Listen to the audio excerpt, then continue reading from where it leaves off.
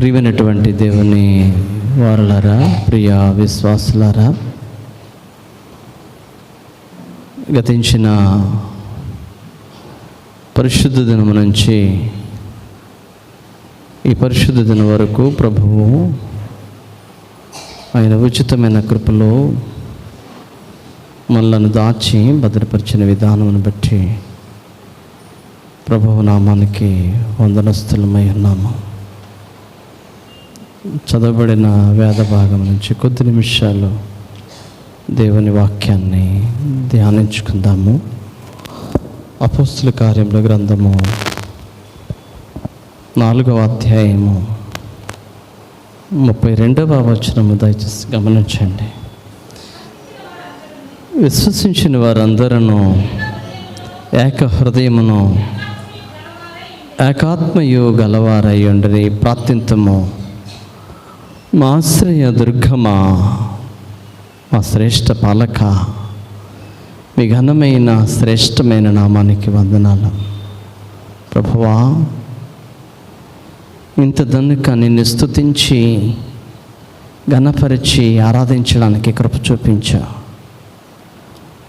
ఈ సమయంలో నీ వాక్యముని మేము ధ్యానిస్తూ ఉన్నాం.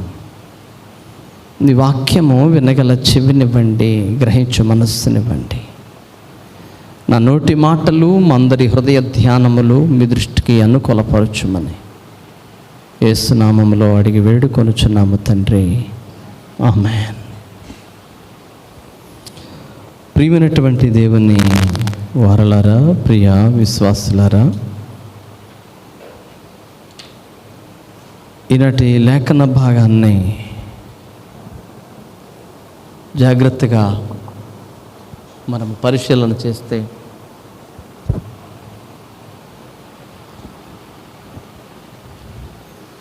విశ్వసించిన వారందరూ ఏక హృదయమును ఏకాత్మయు గలవారే ఉండరే.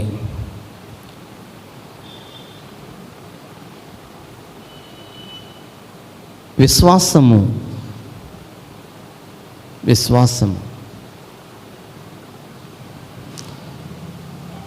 ఈవేళ ఈ చర్చిలో ఇంతమంది ప్రజలు చాలా ఆహ్లాదకరమైన వాతావరణంలో, మంచి దేవాలయంలో, పైన ఫ్యాన్లు, లైట్స్, కింద మార్బుల్తో చక్కటి టైల్స్, చాలా అలంకారప్రాయంగా ఉన్న దేవాలయం. ఒక 100 సంవత్సరాల క్రితం పోల్చుకుంటే ఇక్కడ ఏముంది? ఒక చిన్న పాక పందిరి, అట్లాంటి పరిస్థితుల్లో ఇక్కడ ఆరాధనలు జరిగేవి. అలాగున క్రీస్తు శకము 2000 సంవత్సరాలకి పూర్వము యేసుక్రీస్తు ప్రభు యొక్క సువార్తను అందించడానికి ఆనాటి ఆది అపోస్తలులు, ఆది క్రైస్తవ సంఘము కలిసి అనేకమైనటువంటి ప్రాణాలు, జీవితాలు, వారి బ్రతుకులను త్యాగము చేసి దేవుని కొరకు నిలబడ్డారు. అలాగూ నిలబడిన కారణము చేత క్రైస్తవ్యము అనేది దశదిశలా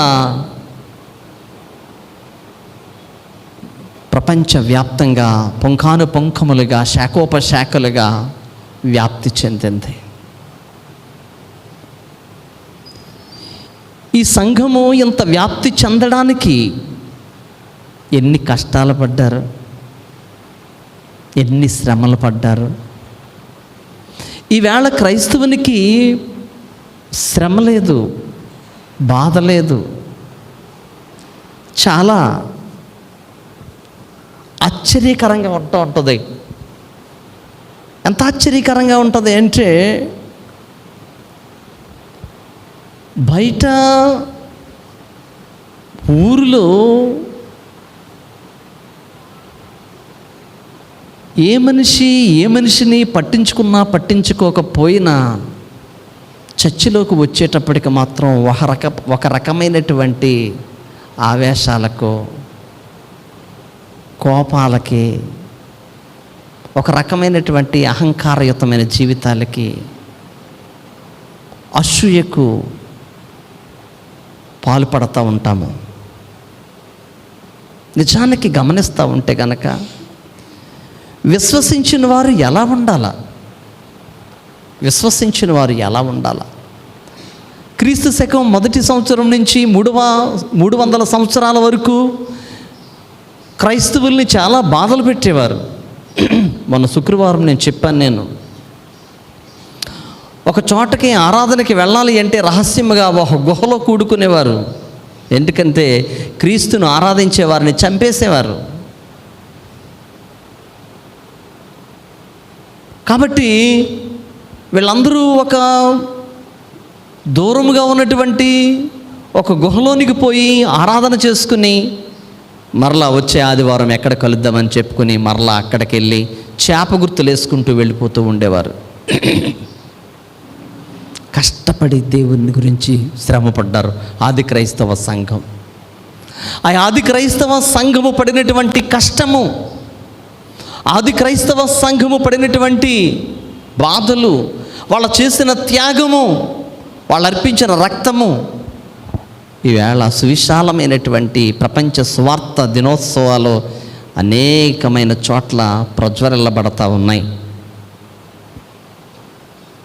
అయితే ఆనాటి విశ్వాసముతో పోల్చుకుంటే ఈనాటి విశ్వసించిన వారు ఎలా ఉన్నారు? విశ్వసించిన వారు ఎలా ఉండాలి? మొదటి విషయము ఇక్కడ ఉంటాడో ఏక హృదయమును ఏకాత్మయు గలవారై ఉండాలి అంటాడు. ఏక హృదయము ఏకాత్మ. వారు యూనిటీతో, ఐక్యతతో వారు జీవించాలి. There are chosen people. We are should unity, a developed culture. చాలా ఈ యూనిటీ అనేది ఎప్పుడైతే ఉంటుందో ఆటోమేటిక్గా ఇట్స్ ఏ డెవలప్డ్ సివిలైజేషన్. నాగరికత అనేది అభివృద్ధి చెందుతూ ఉంటుంది. అయితే సంఘము ఏం చేస్తూ ఉంటుంది అంటే నాగరికతని పక్కకి పెడుతుంది. ఎందుకో తెలుసా? ఏకాత్మ ఏక హృదయము లేని కారణము చేత. అపోస్తలుడైన పౌలు ఫిలిప్పీ సంఘానికి 2వ అధ్యాయంలో 3వ వచనంలో ఎలా రాస్తూ ఉంటాడు? కక్ష చేతనైనను వృధాతిశయము చేతనైనను ఏమియూ చేయక వినయమైన మనస్సు కలవారై ఒకనిని ఒకడు తనకంటే యోగ్యుడని ఎంచుచు మీలో ప్రతివాడును తన సొంత కార్యములు మాత్రమే కాక ఇతరుల కార్యములను కూడా చూడవలెను. క్రీస్తు యేసునకు కలిగిన ఈ మనస్సును మీరును కలిగి ఉండండి. ఏమంటాడు? కక్ష చేతనైనను వృధాతిశయము చేతనైనను. చూడండి, ఏమీ చేయకండి ఎవరిని. పాత నిబంధన కాలంలో పంటికి పన్ను కంటికి కన్ను దెబ్బకి దెబ్బ అని అనుకుంటే యేసుప్రభు వచ్చి అన్నారు, కాదు, మీలో కక్షలు ఉండకూడదు, ద్వేషం ఉండకూడదు, విమతములు ఉండకూడదు, భేదములు ఉండకూడదు, అసూయలు ఉండకూడదు, మత్తతలు ఉండకూడదు, ఈర్ష్య ఉండకూడదు, పగ ఉండకూడదు, ద్వేషం ఉండకూడదు. అందుకనే నేనే మార్గమును అని చెప్పాడైనా. మార్గాన్వేషి ఎవరిని పట్టుకోవాలి అంటే క్రీస్తుని పట్టుకోవాలి. విశ్వసించేవాడు క్రీస్తుని పట్టుకుని నడవగలగాలి. క్రీస్తులో ప్రేమకు తావుంది, కక్షకు వృధాతిశయానికి తావు లేదు. అయితే ఇక్కడ అంటాడో, ఒకనికంటే ఒకడు యోగ్యుడు, ఒకడికంటే మరి ఒకడు. అంటే దీని అర్థం ఏంటి అంటే, నీకంటే నేను యోగ్యుడును అనే భావం కాదు. ఎదుటివాని కొరకు మాట చెప్పేటప్పుడు ఎలా చెప్పాలో తెలుసా?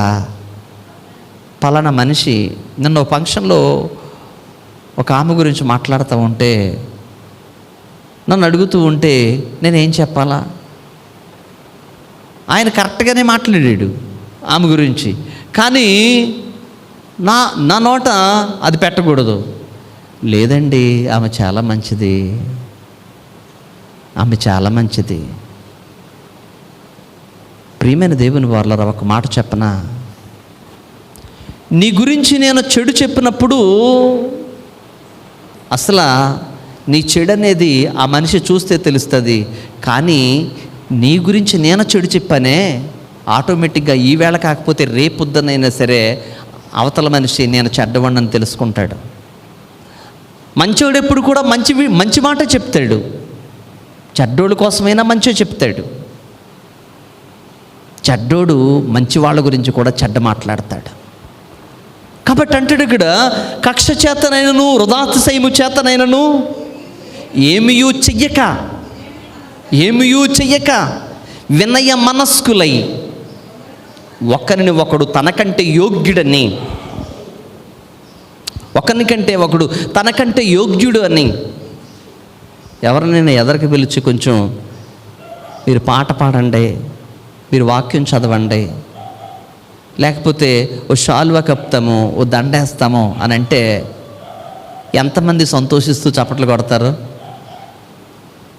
మూతులు పక్కకు పోతూ ఉంటాయి. ఉన్న పళ్ళంగా వీళ్ళందరికీ పెరాలసిస్ ఎప్పుడు వచ్చేసిందిరా బాబు అనిపిస్తుంది. వై? రీజన్ ఏంటి?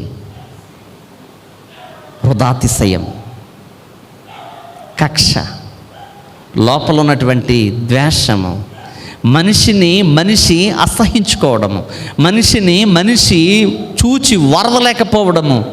చూడండి, ఒకసారి యుద్ధం జరిగినప్పుడు యుద్ధంలో దావీదంట చాలామందిని చంపేశాడంట, సౌలు కూడా చంపాడంట. అక్కడ లోకనానుడు ఏమొచ్చిందంటే, సౌలు 1000 కొలదని దావీదు 10,000 కొలదని హతమార్చాడు ఫిలిస్తీయులని అనే నానుడు వచ్చింది. ఆ మాట గురించి సౌలు మనస్సు నాటి నుంచి దావీదు మీద విషపు చూపు చూచెను. ఎందువల్ల? ఒకనికంటే ఒకడు యోగ్యుడని భావించలేని కారణం. ఒకనికంటే ఒకడు యోగ్యుడని. ప్రియమైన దేవుని వారలారా, క్రైస్తవ సంఘము కానీ, క్రైస్తవ కుటుంబాలు కానీ, క్రైస్తవ సమాజాలు కానీ ఏకతా భావంతో జీవించగలుగుతున్నాయా? ద్వితీయోపదేశ కాండము 6వ అధ్యాయం 5వ వచనము చదువుదాం. నీ పూర్ణ హృదయముతోనూ, నీ పూర్ణాత్మతోనూ, నీ పూర్ణ శక్తితోనూ నీ దేవుడైన యెహోవాను ప్రేమించవలెను. దేవునిని ప్రేమించడానికి ఏం కావాలంట? నీ పూర్ణ హృదయం కావాలా? నీ పూర్ణాత్మ కావాలా? పూర్ణ శక్తి, పూర్ణ హృదయము, పూర్ణాత్మ, పూర్ణ శక్తి. పూర్ణ హృదయము, హృదయము నిండిన దాన్ని బట్టి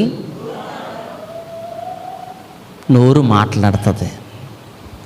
మన హృదయము దేనితో నిండిపోయిందో అది మాత్రమే బయటకు వస్తుంది. చాలా మట్టుకి అణుచుకుంటాము. ఎవడన్నా పక్కోడు ఎక్కేసేస్తే అణుచుకున్నదంతా ఫ్లోలో బయటకు వచ్చేస్తుంది. ఇక ఆ టైం మనది కాదు ఇక. అందుకనే జ్ఞానం అన్నాడు, జాగ్రత్త సుమి, నీ నోరు నీది కాదు, అన్యుడే. నీ నోరు నీది కాదు, నీ పెదవులు నీవి కావు, కంట్రోల్ తప్పేస్తాయి. ఒక్కొక్కసారి మన పెదవులకి లిమిటేషన్ ఉండదు, నో ఫిల్టరైజేషన్. ఎందువల్ల? వడవడా వడవడా వడవడా వచ్చేస్తూ ఉంటాయి మాటలు. నీ పూర్ణ హృదయములో ఏముండాలో తెలుసా? దేవుడు ఉండాల. పౌర్ణమి నాటి చంద్రుడు నిండు కుంభం ఇలా ఎలా ఉంటాడు, అట్లా విశ్వాసి నిండు హృదయముతో యెహోషువ గ్రంథము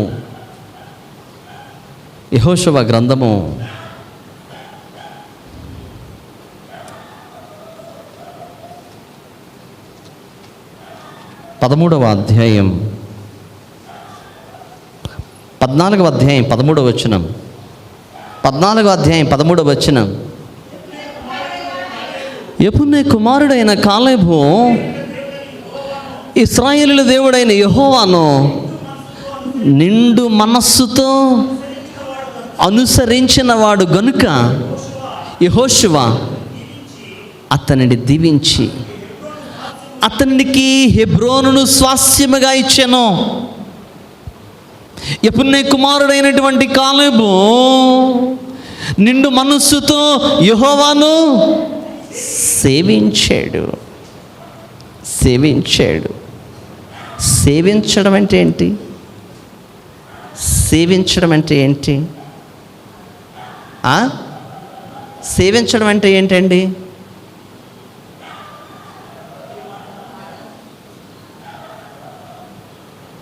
He is drinker. ఏం చేశాడట అతను? సేవిస్తున్నాడు.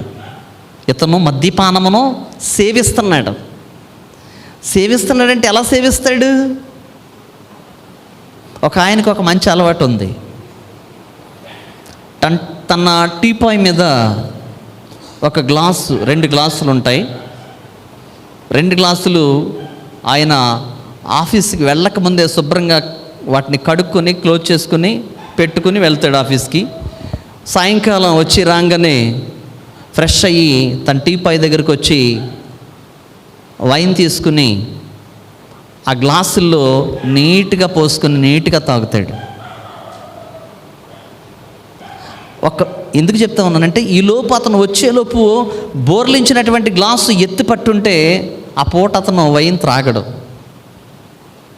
కడుక్కుని పోసుకుని తాగొచ్చు కదా, అది నాకు ఇష్టం ఉండదు అంటాడు. త్రాగడానికి కూడా కొన్ని నమూనాలు ఉంటాయి. ఎలా పడితే అలా తాగరు. ఊరక మనము ఏదో దొరుకుతుంది కదా అని చెప్పేసి శుభ్రంగా పట్టేసేసి రోడ్ల మీద దొరిలే బ్యాచ్ కాదు, ఇంకో బ్యాచ్ ఉంటుంది. ఈ బ్యాచ్ బయటికి కనిపించదు, చాలా నీట్గా అసలు ఎవరికి కంటపడకుండా ఏం చేస్తూ ఉన్నారు? సేవిస్తున్నాడు. ఇష్టమైన దానిని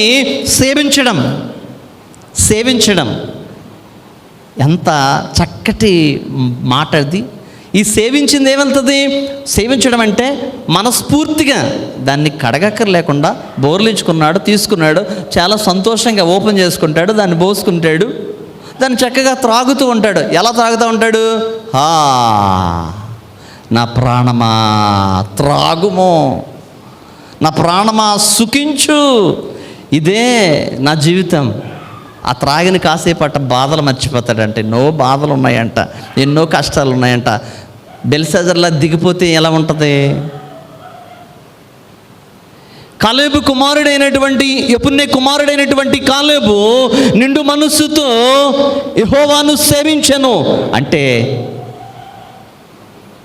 నీ దేవుడైన యెహోవాను పూర్ణ హృదయముతో సేవించడం అంటే, ఇంకా తన యొక్క దీక్ష, తన భక్తి, తన యొక్క పటిమ. మీరు చూసారో లేదో, జపమాల పూసలు లెక్క పెడతా ఉంటారు. నాకు తెలిసి ఆ జపమాలకి ఎన్ని పూసలు ఉంటాయో 56 పూసలు ఉండొచ్చు, 101 పూసలు ఉండొచ్చు, 113 పూసలు ఉండొచ్చు, 1011 పూసలు ఉండొచ్చు. ఇలా పూసలు ఉంటాయి. ఏం చేస్తూ ఉంటారంటే, ఈ జపమాల ఇలా పట్టుకుని ఇలాగ పోస తిప్పుతూ అలాగ ధ్యానిస్తూ ఉంటారన్నమాట. దేవుణ్ణి, భగవంతుడిని ధ్యానిస్తూ ఉంటారు. ప్రియమైన దేవుని వారిలో ఎందుకో తెలుసా? ఈ ఏకాగ్రత కోసం. దేవునిని ఆరాధించే వాడికి ఏముండాలో తెలుసా? ఏకాగ్రత. నీ పూర్ణ హృదయముతో, నీ పూర్ణాత్మతో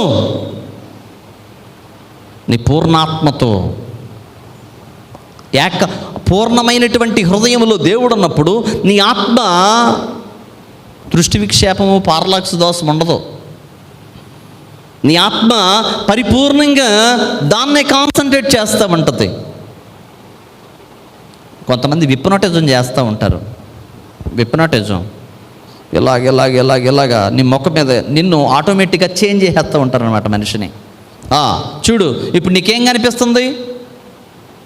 అరుంధతి నక్షత్రం కనిపిస్తుందా? కనిపిస్తుంది. నీకేం కనిపిస్తుంది? వెలుగు కనిపిస్తుంది. అబ్బో, ఇలాగేలా తిరిగేస్తుంది. క్రైస్తవుల్లోని కూడా చూడు, నీకు ఆత్మ వచ్చింది, కనిపిస్తుందా? అయ్యి బాబో, తెల్లగా దిగిపోయింది. ఇదేంటి? ఇదంతానే విప్నోటిజం. మనుషులకు అనుకూలంగా మలిచేసుకోవడం. ఏకాగ్రతతో దేవుని వైపు నీవు ఉండాలి, కానీ మనుషుల వైపు చూస్తే ప్రలోభాలకి గురైపోతే తప్పనిసరిగా నీ పూర్ణమైనటువంటి ఆత్మ దేవునికి దూరం అయిపోతుంది. నీకు మిగిలేది ఏముండదు. నీ పూర్ణ శక్తితో అంటే నా బలముతో కొలిది పాటలు పాడేసి నా బలము కొలిది దేవుని స్తుతించడము అది మాత్రమే కాదు, ఆరాధించాలా. అట్ ద సేమ్ టైం యాకోబు భక్తకోటికి రాసినటువంటి ఉత్తరములు అంటాడో, క్రియలు లేని విశ్వాసము మృతము. నీ పూర్ణ శక్తితో ఇటలీ పటాలమనబడిన పటాలములో కొర్నేలి అనే భక్తిపరుడు ఒకడు ఉండెను. అపోస్తుల కార్యముల గ్రంథం 10వ అధ్యాయం 1వ వచనములో ఇటలీ పటాలమనబడిన పటాలములో కొర్నేలి అనే భక్తిపరుడు ఒకడు ఉండెను. అతడు తన ఇంటి వారందరితో పాటు దేవుని యందు భయభక్తులు కలవాడై ఉండి ప్రజలకు బహుధర్మము చేయించు ఎల్లప్పుడూ దేవునికి ప్రార్థన చేస్తా ఉన్నాడు. తన ఇంటి వారందరితో పాటు. విశ్వాసి గమనించు, ఈ చర్చిలో నీ ఇంటి వారందరితో నీవు ఉన్నావా? నీ భర్త వచ్చాడా? నీ భార్య వచ్చిందా? నీ పిల్లలు వచ్చారా? నీ కుటుంబంతో ఉన్నావా చర్చ్లో? ఈ కైసరీలో ఉన్నటువంటి ఈ కొర్నేలి తన ఇంటి వారందరితో పాటు దేవుని యందు భయభక్తులు కలిగిన వాడై ఉన్నాడంటండి. దేవుని యందు భయభక్తులు కలిగిన వాడై ఉన్నాడు. రెండోది, ఇతడు బహుధర్మము చేయుచు ఉన్నాడండి. అతనికి కలిగిన దానిని ధర్మం చేస్తూ ఉన్నాడు. మాటలు కోటలు దాటతాయేమో కానీ చేతలు గడపలు కూడా దాటవు. మనకి మాటలు కోటలు దాటేస్తాయి, చేతలు వచ్చేటప్పటికి గడపలు దాటవు. ఎలా విశ్వాసములో మనం జీవిస్తూ ఉన్నాము. యెఫున్నె కుమారుడైనటువంటి కాలేబు నిండు మనస్సుతో దేవుణ్ణి కొలిచాడు, హెబ్రోనుని స్వాస్థ్యంగా పొందాడు. హెబ్రోనుని స్వాస్థ్యంగా పొందడం అంటే, హెబ్రోనులోను నీరాజు పేరు యూదులారాజే. అబ్బా, హెబ్రోనుని స్వాస్థ్యంగా పొందాడండి. పరిశుద్ధమైనటువంటి పట్టణాన్ని స్వాస్థ్యంగా పొందాడండి. ఎంత అద్భుతమైనటువంటి వాడండి. ఎందువల్ల? యెహోవాను పూర్ణ మనస్సుతో. ఎంత అద్భుతమండి. దేవునిని పూర్ణ మనస్సుతో అనుసరించినందుకు కాలేబుకి హెబ్రోనా అంటే, నిండు మనస్సుతో నువ్వు అనుసరిస్తే దేవుడు నీకు ఏమిస్తాడు? నీకేమిస్తాడు? అడుగుమో భూమి దిగంతముల వరకు స్వాస్యంగా నీకు ఇస్తాను దేవుడు అంటున్నాడు. నన్ను అడుగుము. ఎవరిని? ప్రశాంత్ కుమార్ని కాదు, దేవుణ్ణి అడుగుము. భూమి దిగంతముల వరకు నీకు స్వాస్యంగా ఇస్తాను అని చెప్తా ఉన్నాడు దేవుడు. అడుగుతున్నావా? అడగడానికి ముందు నిండు మనస్సుతో దేవుని హత్తుకుంటున్నావా? నిండు మనస్సుతో దేవుని ఆరాధిస్తున్నావా? విశ్వాసి గమనించు, నరులను నమ్ముట కంటే యెహోవాను నమ్ముకొనుట మేలు. రాజులను నమ్ముకొనుట కంటే యెహోవాను ఆశ్రయించుట మేలు. నరులను ఆశ్రయించి శరీరులను తనకు ఆధారముగా చేసుకునేవాడు ఎడారిలోని అరిహార వృక్షమును పోలి ఉన్నాడు. నువ్వు పట్టుకో దేవుణ్ణి గట్టిగా, నిండు మనసుతో పట్టుకో, నిండు మనసుతో మోకరించు, కన్నీరు మున్నీరుగా కాచు. ప్రభువా, నాకెందుకు ఇవ్వవు నువ్వు? నీవు ఇవ్వకపోతే నాకు ఎవరిస్తారు? నువ్వు చేయకపోతే ఎవరు చేస్తారు? నీ పూర్ణ హృదయముతో, నీ పూర్ణాత్మతో దేవుని వెంబడించు. ఏకతా భావము గురి వద్దకు నీవు వెళ్ళగలగా. రెండో విషయం చెప్తాను, నిస్వార్థముగా ఉండాలా. విశ్వాసం ఎలా ఉండాలి అంటే నిస్వార్థపరముగా ఉందురు. 32వ వచనం కంటిన్యూషన్ చదువుదాం. అపోస్తలుల కార్యముల గ్రంథం 4వ అధ్యాయం. విశ్వసించిన వారందరూ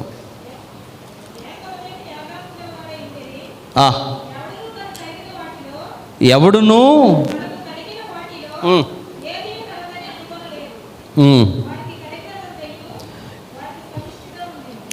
వారికి కలిగిన దానిలో ఎవరిదియు వారిది అనుకోలేదు, నాదే అని అనుకోలేదు. ఇక్కడ ఏం కనపడుతుందో తెలుసా? సామ్యవాద సిద్ధాంతం కనపడతలేదా? సామ్యవాద సిద్ధాంతం ఏంటో తెలుసా? భారతదేశాన్ని అమెండ్మెంట్లో ఒక మాట చేర్చారు. భారతదేశము సర్వసత్తాక సామ్యవాద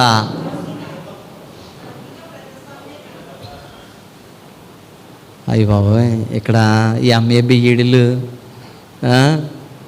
డబుల్ ఎంఏలు చేసేసిన వాళ్ళు ఉన్నారు. చెప్పండి, మరలా చెప్పండి. భారతదేశము సర్వసత్తాక సామ్యవాద గణతంత్ర్య లౌకిక ప్రజాస్వామ్య దేశము కదా. సామ్యవాదము అంటే ఏంటి? అందరికీ సమాన హక్కు. ఈ భూమి భారతదేశంలో కాశీ నుండి కన్యాకుమారి వరకు ఉన్నటువంటి ఈ భూమి అంతా కూడా ఎవరిది? ప్రతి భారతీయ పౌరుడిది. భారతీయులందరికీ కూడా దీనిలో స్థానం ఉంది, హక్కు ఉంది. ఇది ఫండమెంటల్గా ఇది నా రైట్. సామ్యవాదము ఆది క్రైస్తవ సంఘంలోనంట ఎలా ఉన్నారట? ఇది నాది, ఇది నీది అనడానికి లేదంట. ఎవడు తనకు కలిగినదేదియో తనది అని అనుకోలేదు. పూర్వకాలం మన ఇళ్ళలో చూడండి, తాతలు ముత్తాతలు ఏం చేసి నాయనమ్మలు వాళ్ళు ఏం చేసేవారంటే అన్నం వండేసి ఆ అన్నాన్ని పళ్ళెంలో పోసేసేవారు. అంటే వెడల్పుకుంటుంది పళ్ళెం అంటే. మీకు తెలియదు కదా, పిల్లలకు తెలియదు. ఇలా ఉంటుంది పళ్ళెం పెద్దగానే. ఆ పళ్ళెంలో వేసేసేవారు, వేడి అన్నం పళ్ళెంలో వేసేసారనమాట. పళ్ళెంలో వేసేసి బామ ఏం చేసేదో తెలుసా? తన కొడుకులకి, తన కోడలకి, తన మనవలకి, మనవరాళ్ళకి అంతటితో ఆగేది కాదు. ఆ ఇరుగమ్మని, ఆ పొరుగు రోడ్డు పోయే పిల్లోడిని, ఒరే నా అన్న కొడుకు రా, నువ్వు ఇలా రారా, గబగబా కలిపి ముద్దెట్టేది నోట్లోని. ఏమే నువ్వు ఇలా రాయే, నువ్వు నా చెల్లెలు మనవరాలువే. ఇదంతా ఏంటి? నిస్వార్థం. ఆనాటి హృదయాల్లో ఏమి లేదు? స్వార్థం లేదు, కుళ్ళు లేదు, కుట్ర లేదు, అసూయ లేదు, మత్తత లేదు, కలహం లేదు, ఏమి లేవు. అందరూ నా వాళ్ళే, అందరూ నేను, అందరి వాడని నేను, మనమందరం ఒకటే. ఉన్నదంతా మనం అందరం కలిసే తిందాం, మనం అందరం కలిసే కూర్చుందాం, గంజి ఉంటే గంజే తాగుదాము, నీళ్ళుంటే నీళ్ళే తాగుదాము. చెట్టు కింద అయినా కానీ చాలా హ్యాపీగా వెళ్ళిపోయేవారు. ఆది క్రైస్తవ సంఘం ఎలా ఉంది అంటే ఏకతాభావముతో నిస్వార్థముగా ఉన్నారు. నిస్వార్థానికి నిర్వచనం చెప్తాను నేను. సమూయేలు రాసిన 2వ గ్రంథము 9వ అధ్యాయం 7వ వచనం చదువుదాం. సమూయేలు రాసిన 2వ గ్రంథము 9వ అధ్యాయం 7వ వచనం. అంతటా దావీదు, నీవు భయపడకు, నీ తండ్రి అయిన యోనాతాను నిమిత్తము నిజముగా నీకు ఉపకారము చూపి నీ పితరుడైన సౌలు భూమి అంతయు నీకు మరలా ఇప్పింతును, మరియు నీవు సదాకాలము నా బల్ల యొద్దనే భోజనము చేయుదువు. ఇక్కడ చూడండి, ఈ సమూయేలు 2వ గ్రంథము ఈ 9వ అధ్యాయంలో 13 వచనాలు ఉన్నాయి. ఈ 13 వచనాల టెక్స్ట్ని గమనిస్తూ ఉంటే ఒక అద్భుతమైనటువంటి కంటెంట్ వస్తుంది. నిస్వార్థమైన ప్రేమ. నిస్వార్థమైన ప్రేమ ఏంటో తెలుసా? ఇక్కడ సౌలు సేవకుడైనటువంటి సీబా ఉన్నాడు.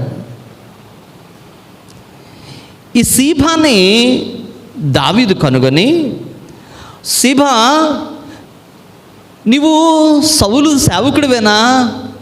సీబా అంటాడు, చిత్తము నా ఏలినవాడా, నేను సీబాను, సౌలు సేవకుడనే. సరే, నేను నీకొక పని చెప్తాను, చేస్తావా? నా ఏలినవాడా, చిత్తం. ఏమీ లేదు. సౌలు ఎంట బ్రతుకు ఉన్న వాళ్ళు ఎవరన్నా ఉన్నారా? సౌలు ఎంట బ్రతుకు ఉన్న వాళ్ళు ఎవరన్నా ఉన్నారా? సీబాయి చెప్తాడు, నా ఏలును వాడా, లోదెబారులోని మాకీరు అనే వాని ఎంట యోనాతాను కుమారుడైనటువంటి మెఫీబోషేతు ఉన్నాడు. మెఫీబోషేతు కుంటి కాళ్ళు కలవాడు. ప్రియమైన దేవుని వారలారా గమనించండి, ఎందుకు అడిగాడో తెలుసా? దావీదు ఎందుకు అడిగాడో తెలుసా? దావీదు సామ్రాజ్యాన్ని స్థాపించాడు, సుస్థిర పాలనలో కొనసాగుతూ ఉన్నాడు. అట్లాంటి సమయంలో దావీదుకి ఒక ఆలోచన వచ్చింది.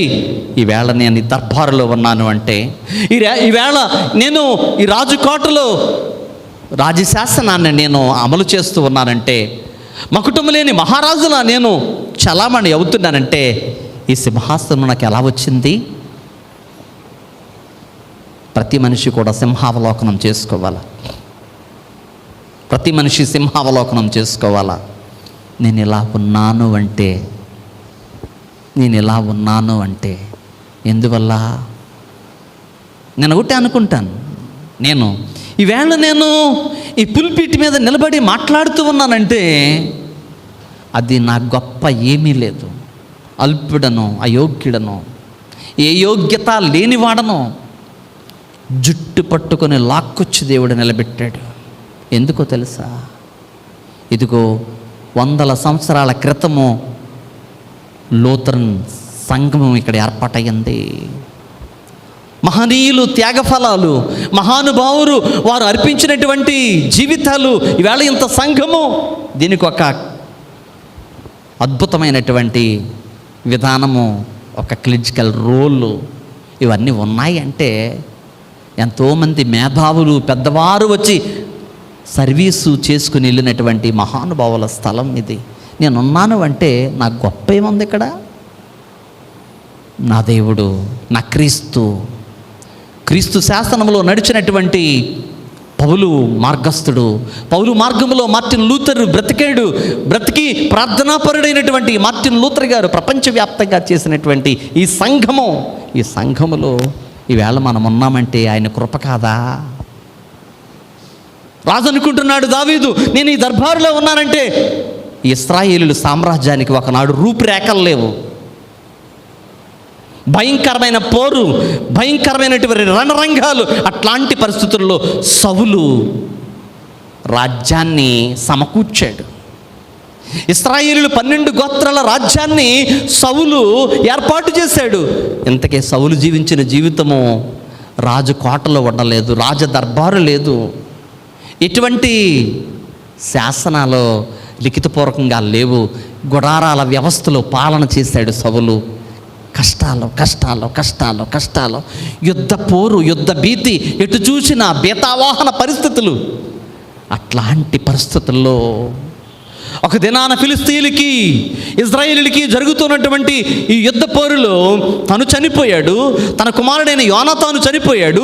యోనాతాను కొడుకు మెఫీబోషెతు చిన్న బిడ్డ దాది చంకన మోసుకుని పారిపోతుంది. శత్రువులకు భయపడి ఈ బిడ్డనన్న దాద్దామని పారిపోతుంది. పారిపోతూ ఉన్న సమయంలో చంకనున్న పిల్లోడు జారిపోయి కింద పడిపోయాడు. కింద పడిపోతే 2 కాళ్ళు విరిగిపోయినాయి. కాబట్టి మెఫీబోషెతు కుంటివాడైపోయాడు.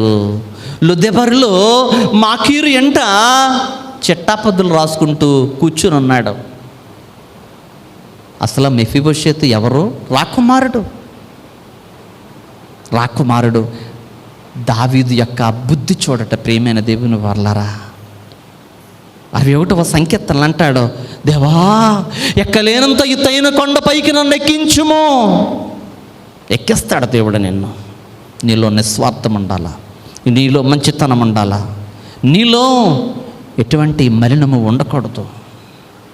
దావీదు ఒక్కసారి తన స్నేహితుడైనటువంటి యోనాతాను జ్ఞాపకం చేసుకున్నాడు. తనకి రాజ్యాన్ని ఇచ్చినటువంటి సౌలుని జ్ఞాపకం చేసుకున్నాడు. ఆ ఇంటికి ఉపకారం చేయాలనుకున్నాడు. వెంటనే సేబాయిని పంపించాడు, మెఫీబోషెతుని రప్పించాడు. మెఫీబోషెతు వచ్చి మెఫీబోషెతు రాజు మాట్లాడుతున్నాడు. రాజు మాటలకి మెఫీబోషెతు అంటున్నాడు, అయ్యా నేను చచ్చిన కుక్క లాంటి వాడనయ్యా అంటున్నాడు. నేను చచ్చిన కుక్క లాంటి వాడనయ్యా. లేదు లేదు మెఫీబోషెతు, నీ భూమంతా నీకు ఇప్పించేస్తాను, నీవు బ్రతుకున్నంత కాలము నా భోజనపు బల్ల దగ్గరే భోజనం చేస్తావు. నీవు మెఫీబోషెతుకి ఇచ్చేది ఏమన్నా 5 ఎకరాలు 10 ఎకరాలు 20 ఎకరాలు అనుకుంటున్నారా? ఎస్టేట్ భూమి, రాజు ఎస్టేట్లని మెఫీబోషెతుకి ఇవ్వాలి ఇప్పుడు దావీదు. ఎందుకంటే సౌలు మహారాజు యొక్క భూములు అవన్నీ కూడా కొన్ని ఎస్టేట్లకి మహారాజుతును మెఫీబోషెతు. ఈవేళ మెఫీబోషెతు మాకీరు ఎంట నులక మంచం మీద నుంచి ఎక్కడికి వచ్చేసాడు తెలుసా? రాజ దర్బారుకు వచ్చేసాడు. రాజ ప్యాలెస్లో రాజు భోజన బల్ల దగ్గర కూర్చున్నాడు. అంత మాత్రమే కాదు, తన పితరుడైనటువంటి సౌలు భూములన్నీ కూడా తీసుకున్నాడు. ఎందువల్ల? అపోస్తలుల కార్యముల గ్రంథము 4వ అధ్యాయం 32వ వచనం మళ్ళీ చదువుదాం. విశ్వసించిన వారందరూ ఏకాత్మయు, ఇంకా 33, ఎవడునూ తనకు కలిగినదేదియు తనదని అనుకొనలేదు, సమిష్టిగా ఉంచుకున్నారు. సమిష్టిగా. దావీదు తనదని అనుకోలేదు. నిస్వార్థమైన జీవితము సంఘములోని విశ్వాస లోకంలోని కావాలా. 3వ విషయం క్లుప్తంగా చెప్పి నేను ముగించేస్తాను. పునరుత్థాన సాక్ష్యం అవసరం. విశ్వసించిన వారు ఎలా ఉండాలో తెలుసా? పునరుత్థాన సాక్షులుగా ఉండాలా. మత్తయి సువార్తికుడు 13వ అధ్యాయం 31వ వచనంలో అంటాడు, ఆవగింజ ఉపమానం చెప్తూ ఉంటాడు. ఆవగింజ ఉపమానం. ఈ ఆవగింజ ఉపమానంలో ఏం కనిపిస్తుందో తెలుసా? చదవండి అది 30. పరలోక రాజ్యము ఒకడు తీసుకొని తన పొలములో విత్తిన ఆవగింజను పోలి ఉన్నది. చాలండి. ఆవగింజ ఎట్లాంటిదో తెలుసా? కూర మొక్కలన్నింటిలో చిన్నదే. దాని యొక్క పొడవు గట్టిగా ఉంటే 3 మీటర్ల కన్నా ఎక్కువ ఉండదు. అందుకనే విశ్వాసం దేనితో పోల్చాడో తెలుసా? ఆవగింజ విశ్వాసంతో పోల్చాడు. అయితే చెట్టైనా మొక్కైనా వృక్షమైనా వటవృక్షంగా పోలుస్తారు. దీన్ని దేనికి సాదృశ్యంగా చెప్తారంటే మహాసామ్రాజ్యానికి నిర్వచనంగా చెప్తారు. యెహెజ్కేలు గ్రంథము 31వ అధ్యాయము 6వ వచనం చదువుదాం. యెహెజ్కేలు గ్రంథం 31వ అధ్యాయం 6వ వచనం. ఆకాశ పక్షులన్నయు దాని శాఖలలో గూళ్ళు కట్టుకొనును, భూజంతువులన్నయు దాని కొమ్మల క్రింద పిల్లలు పెట్టును, దాని నీడను సకలమైన గొప్ప జనము నివసించను. చాలండి. ఏమండి, ఒకప్పుడు క్రైస్తవ సంఘము క్రీస్తు శకం 3వ శతాబ్దం వరకు ఎక్కడుందో తెలుసా? కొండ గుహలలో, మారుమూల ప్రాంతాలలో, అడవులలో రహస్యంగా ఆరాధన చేసుకునేవారు. చక్రవర్తికి తెలిస్తే వచ్చి వాళ్ళని చంపేసేవాడు. ఈవేళ క్రైస్తవ సంఘం ఎక్కడుంది? ప్రపంచంలో ఏ మూల చూసినా క్రైస్తవ సంఘం. మధ్య యుగములో క్రైస్తవ సంఘము ప్రపంచాన్ని పాలించింది. ఆనాటి యూరోపియన్ కంట్రీస్లో ఒక ఫ్రాన్స్ కానీ, ఒక ఇంగ్లాండ్ కానీ, ఒక ఐర్లాండ్ కానీ, ఒక జర్మనీ కానీ, ఈ దేశాల్లో ఉన్నటువంటి ఆనాటి చార్లెస్ కానీ, లేకపోతే ఫ్రెడరిక్ రాజు కానీ, ఇట్లాంటి రాజులందరూ కలిపి ఎవరికి దాసోహం చేశారు ఎవరు తెలుసా? పోపుకి. ఎందుకో తెలుసా? పోపు క్రైస్తవ రాజు. ప్రియమైన దేవుని వల్ల ఎందువల్ల ఇంత జరిగింది? సాక్ష్యము. పునరుత్థానుడైనటువంటి క్రీస్తు గురించి అనేక మంది ఆది క్రైస్తవ సంఘ సభికులు, పెద్దలు సాక్ష్యం చెప్పారు. క్రైస్తవ సంఘము దేని మీద ఆధారపడి ఉందో తెలుసా? సాక్ష్యం మీద ఆధారపడి ఉంది. చిట్ట చివరిగా విశ్వాసి ఎలా ఉంటాడో తెలుసా? అధికమైన దైవకృపను పొందుకుంటాడు. ఎప్పుడైతే మనము ఏకతాభావము కలిగి నిస్వార్థమైన జీవితం జీవిస్తూ, సాక్షులముగా జీవిస్తూ మనం బ్రతుకుతామో దేవుని అధికమైన కృప మనకు తోడుగా ఉంటుంది. ఆ విధముగా జీవించుటకు పరిశుద్ధాత్మ దేవుడు తన సహాయమును మనకు దయచేయనుగాక. ఆమేన్. సమస్త జ్ఞానమునకు మించిన దేవుని సమాధానం యేసుక్రీస్తు వల్ల మీ హృదయములకు, మీ తలంపులకు కావలి కాయనుగాక. ఆమేన్.